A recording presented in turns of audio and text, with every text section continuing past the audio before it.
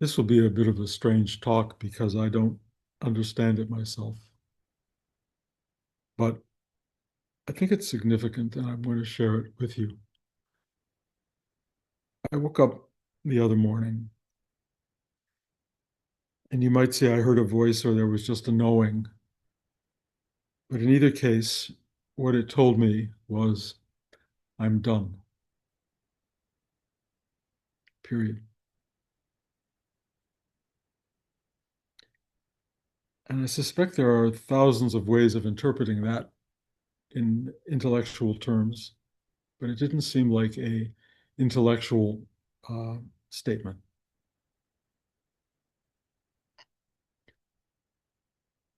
I've had a lot of interactions with that over the last 5 days or so. It's very powerful, but there is, in a way, is no one to understand it. There's nobody saying, well, let me figure that out. That's why I'm done. How does it turn into action? Well, it has everything to do with moving from doing to being in a profound way.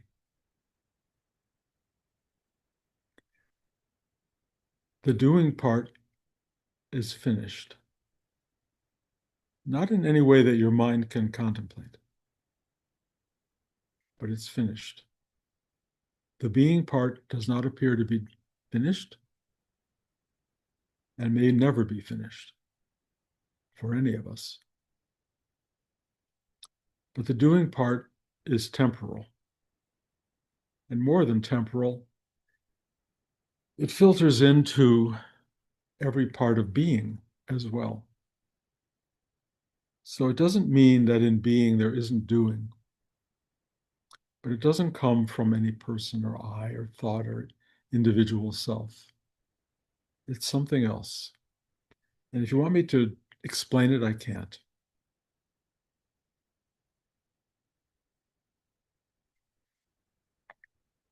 It is oddly satisfying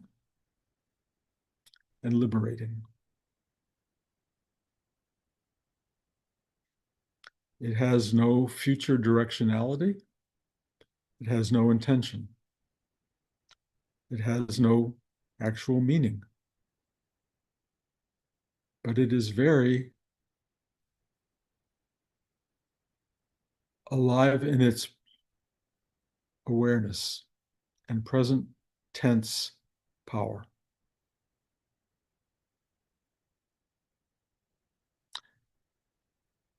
I suspect for many of us, it is a place of, I'll call it arrival, although that doesn't feel quite right because it has never been other.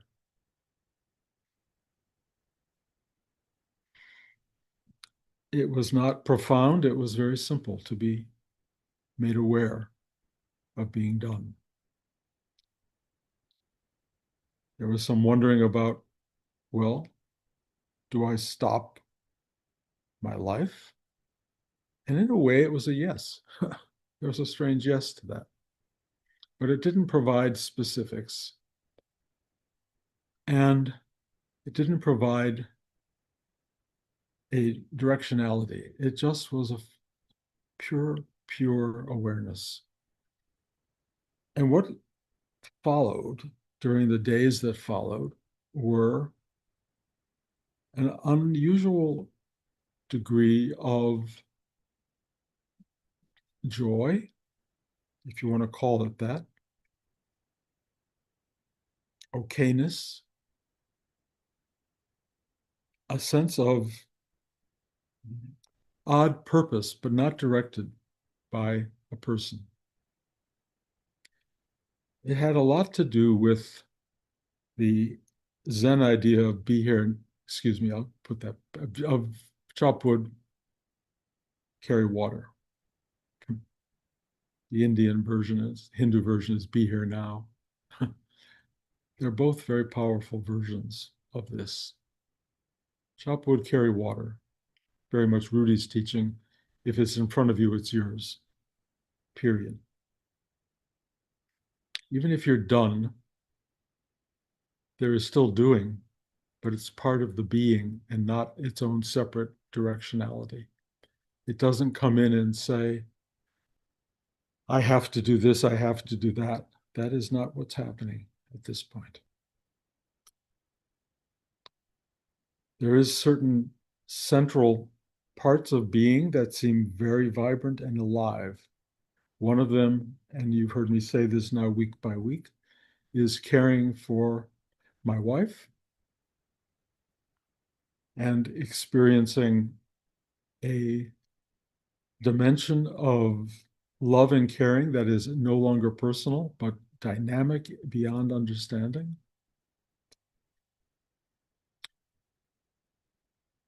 I feel when I say I suppose there's still a Bruce in it to go into the, to try to be um, verbally distinct here gets complicated, but the I and the being don't seem to be different. And it really is all about care and love. Doing and giving flow naturally. It's not something that you are doing to serve yourself or a self or a person or an ego on any level. I don't have many role models for this, but the one that appears most distinctly and in many ways foundationally is Swami Nityananda, who has been, as you know, I think, sitting at the edge of my window looking up into the heavens with a little picture of me near it from the period I was at NYU trying to figure out what my future would be. And the two of us seem to be aligned in a way that I haven't known before. And it really has to do, to the degree that I know anything about Nityananda, and I got to say it's not cognitively placed in very well, but there's a intuitive knowing. He didn't walk around with any clothes. I think if his assistants didn't put underwear on him, he wouldn't care. I don't think he cared about eating, but he ate.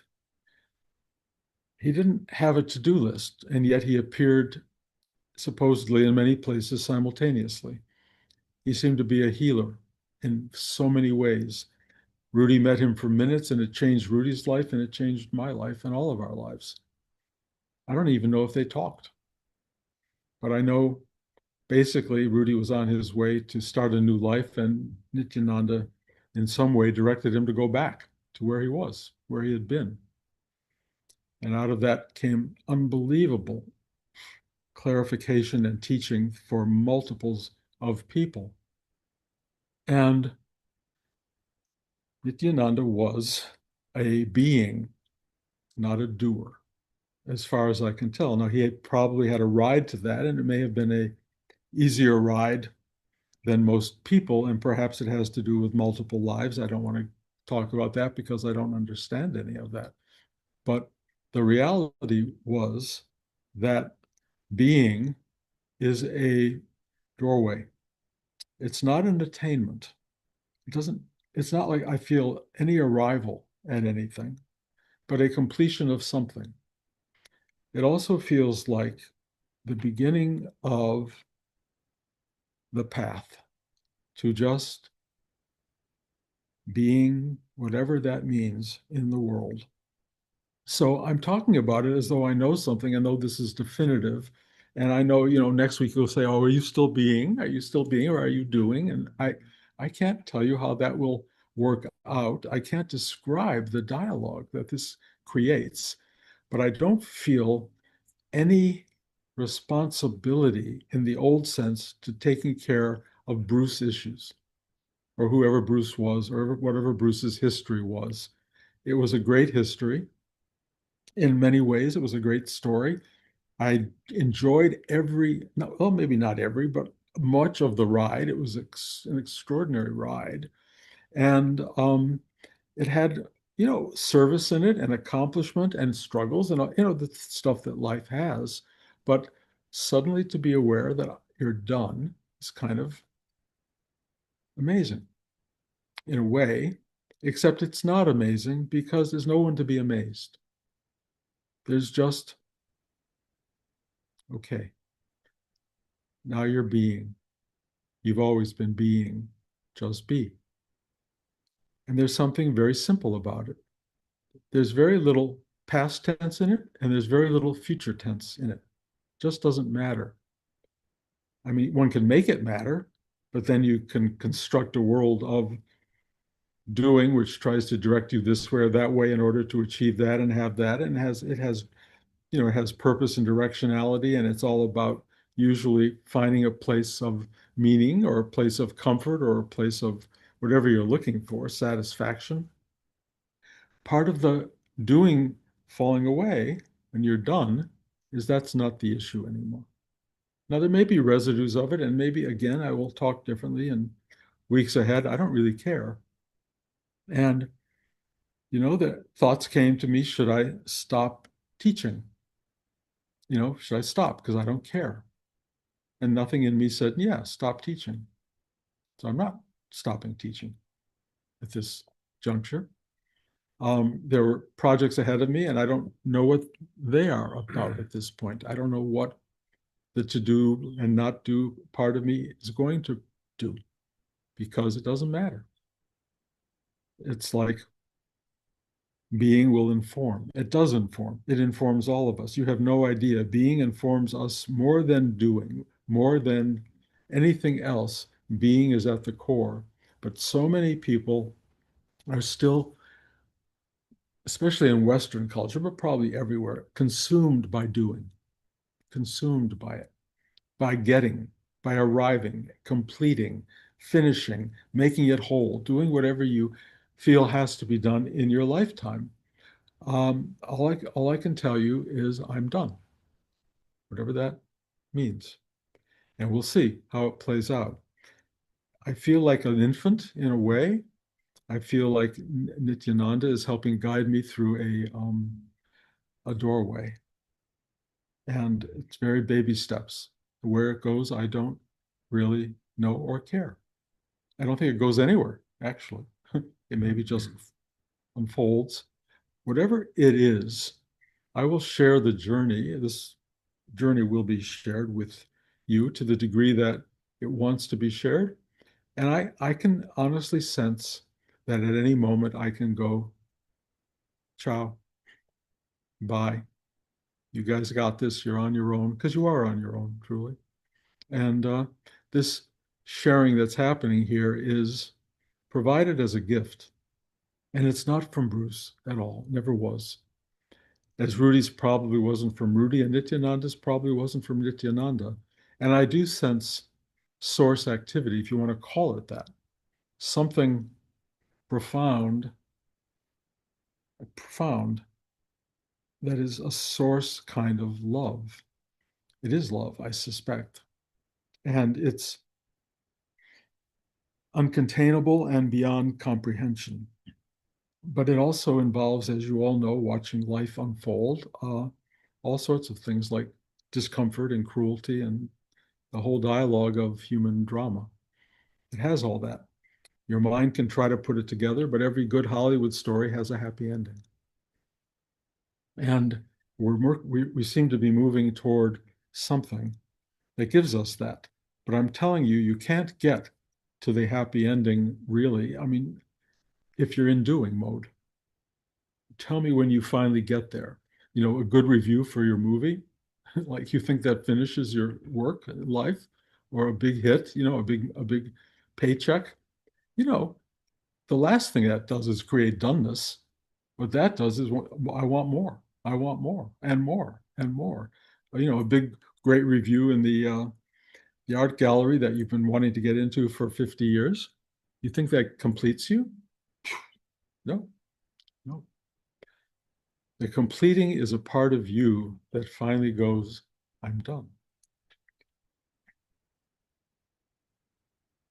Um, I spoke with one of your fellow classmates, Dale, one of my dearest people in the world, and she's 92 years old and has been a student for some decades, and I have in a way been a student of hers for some time. And we had a conversation yesterday where she called me out of the blue to say she's just thrown away all of her diaries from her whole life at 92.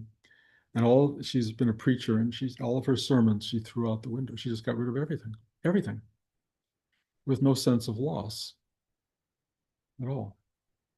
And I always thought, this is really interesting. I'm not the only one who's done. There is a doneness that's happening, perhaps spreading. I don't know. If you feel it, go for it. um, but Dale said she felt no lack in the loss of any of these things that made and formed and in a way directed her life. Just gone.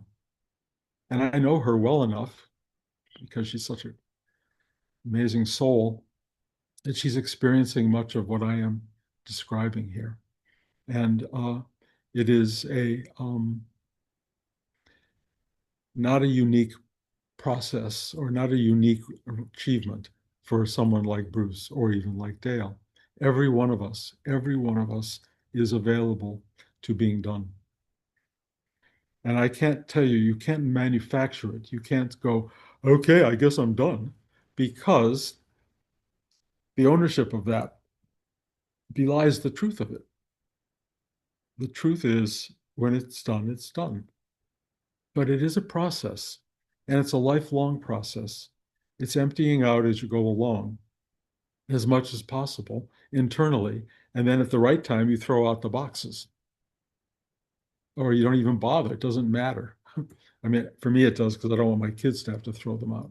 But I do know that there is a kind of sense of entering into being a place that's incredibly familiar because you've never not been there, but it becomes the totality of your focus, the being. Nityananda, as far as I can tell, had terrible, terrible arthritis. I don't know that for a fact, but every picture of him walking and moving is more and more like me walking and moving. It hurts. It's like, ay, ay, ay, how can I do this? The body is betraying me. And he didn't seem to be bothered by it. Now, I don't know that for a fact, but I can only tell you he kept moving slowly with a lot of effort. He slept on a concrete bed, which I never could understand. Maybe they put a little mattress on it, but I did visit his bedside in Ganeshpuri, India, and put my head down on his concrete slab, and I felt there are lessons to be learned. How to walk around with pain and suffering and difficulty and struggle and be gracious and simple and know that pain and being are not inseparable. And if you're trying to get to being as a way to get away from pain, sorry, guys, not the journey. It's just not the journey. You cannot get away from the what is. You cannot. It's going to play itself out. Where it goes, we can talk about that. We can make up our minds. I have a pretty, what I would describe as positive sense of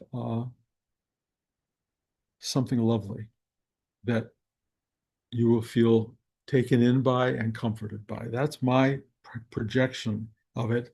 Being in many ways feels like that even now, but it doesn't stop the suffering. It doesn't stop it. Now, I have this, forgive me, terrible neuropathy, and don't send me prescriptions, but there is a drug I'm able to take called Ativan, lorazepam. If you watch the show White Lotus, you know all about lorazepam. And it can be very addictive. I take very, very small amounts of it. And it does help me with some of my suffering and pain at night. Rudy once said, if you have a headache, take an aspirin. And I have learned that was good advice.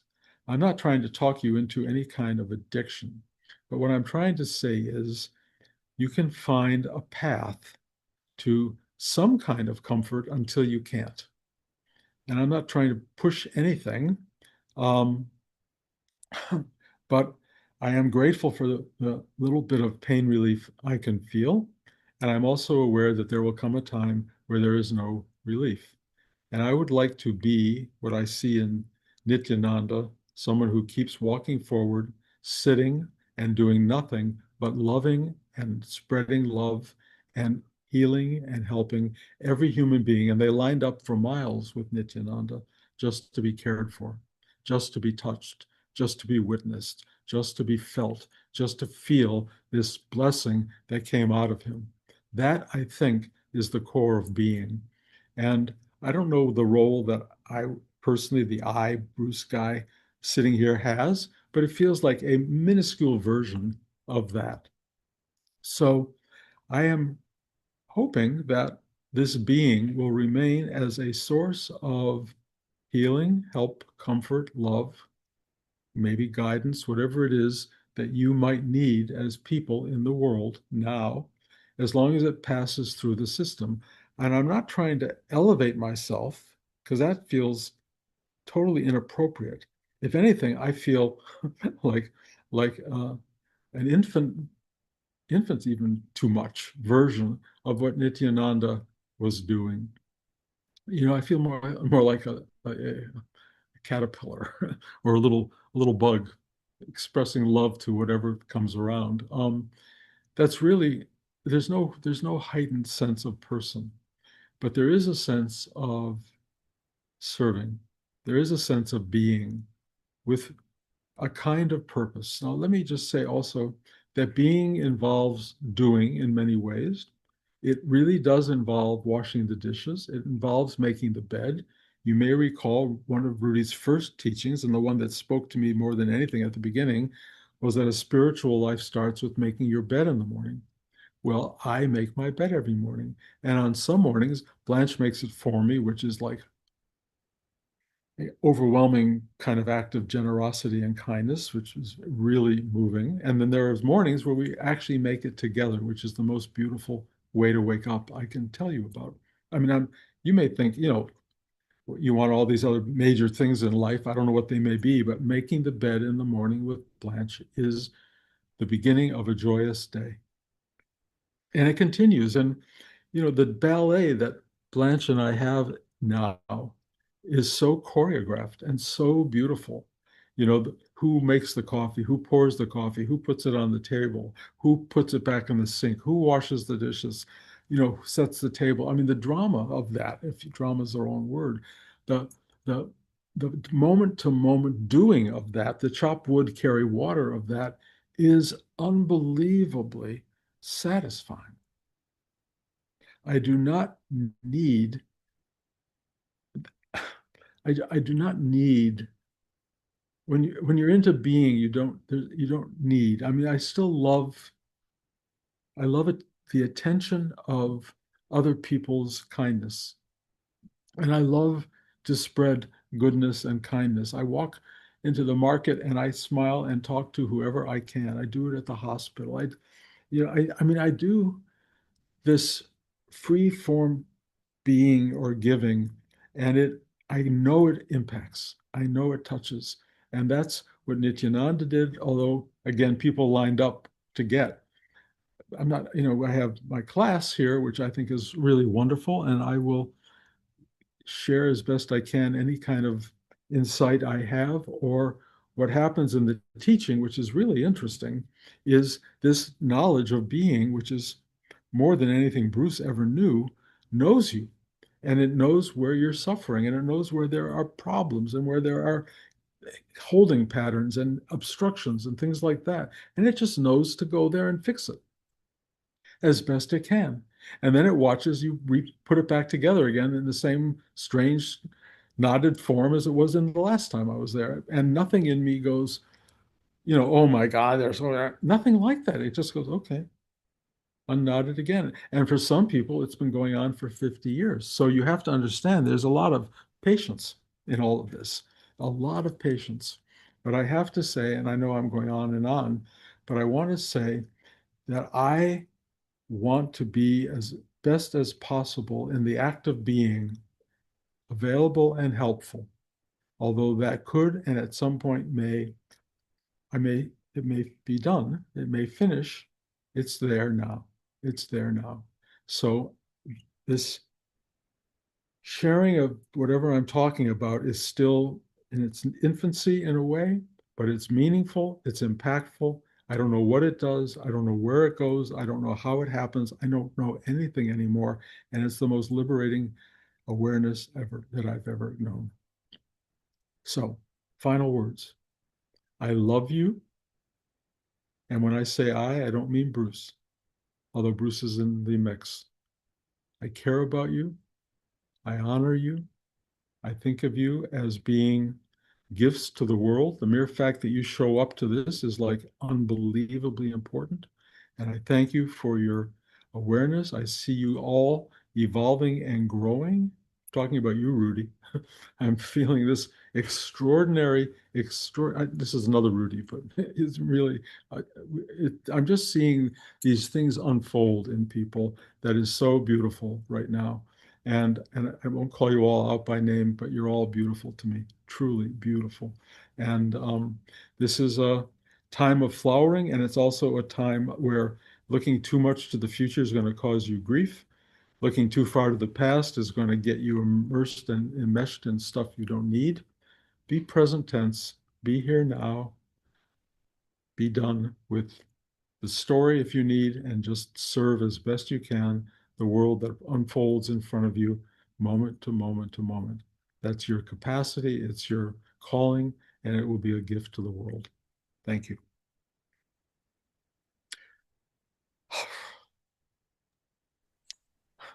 I don't know about, you know, questions, etc., but I'm open to having them. Bruce, I have a question. Yeah. So a lot of times in meditation, I will, I guess, feel that kind of like openness, like recognizing that I'm trying to fulfill something that can't be fulfilled, and I'll open and I'll detach from that. But then the really kind of incredible hunger of that personality part is still there, and so it's kind of been challenging, still feeling the hunger, even if it's still based on it. How do I go about relating with that ongoing thing? It's work over time is really the equation. You're doing the work. It's working. You don't have to worry about it. You're sincere, you're deep, you're driven in many wonderful ways to what we're talking about, but you still have to go through the life process. You know, you're still early in the game. It's going to involve a lot of doing, but the more you can bring being into that doing, into the choice, service, if you will, being directed by powers that speak to you and from a higher place, in some way. It's funny when the higher powers start to direct you, there's kind of like, really? Oh my God, how, like they often push you to risk. They often push you to the thing that's not comfortable. And when that happens, you have to make a choice of whether you want to go forward and do it. My experience, because I've been there many, many times, is do it. And they go, okay, this person's on board. We can use this person. And I would encourage that in you as much as possible. You have to be careful of the intellect and the mind, which debates the higher calling, because most of us do. Most of us go, no, I can't do that. That's not me. That's not what I want to do. And when you get too much into that, they go, okay, do your thing. Go with your thing. They don't judge you, but they don't use you very well either. You just go off and do your thing and see where human life leads. I've been around long enough to see where human life leads, and I gotta say, most of the endings are not Hollywood endings. They don't come together well. They're kind of like, well, that didn't work. Now what? Try it again. And if that's the way it works, one comes back over and over and tries to finally get a way to feel connected to higher source or higher direction. And if you do, and if you can, and I know you do actually, you'll have an amazing life. I mean, amazing. It will astound you because you didn't follow the, the easy path. You follow the one that challenges. I'm personally, I don't, look, everybody has their own dynamic here. So for me to put it down as this is the law and how it works is I don't feel good about that at all. On the other hand, in the story that I lived, um, there were lots of things like, you know, quit everything you're doing and move to another place, like give up a job as a curator at a major American museum and move to an ashram, you know, or give up your life in this little town and move to Hollywood with no money and nothing going on. And then a wife who quits her job and said, okay, people don't do that very often. And I go, and I know why. But every one of these steps changed my life dramatically. I'm not telling people to seek out that kind of stuff, but I heard the directive and I did it. And that directive has brought me to a place where I am done. That's really interesting. I didn't know that was part of the path, but it is. And I would say follow what's happening with you, take it deeply. There are challenges, there are places that will make you uncomfortable. Just go, okay, I'm going to do it anyway and see what happens. You'll see. I mean, it's really it'll come to you. And if nothing comes, just do what you're doing and do it well. Is that enough of an answer, or do you need something more? I think that's good. It's enough to Okay. work with. Okay. If you need more, call. Anybody else? Okay. Boy, everybody. Thank you. Thank you for listening. Um, and as far as I know, we'll be here next week. Thank you, guys.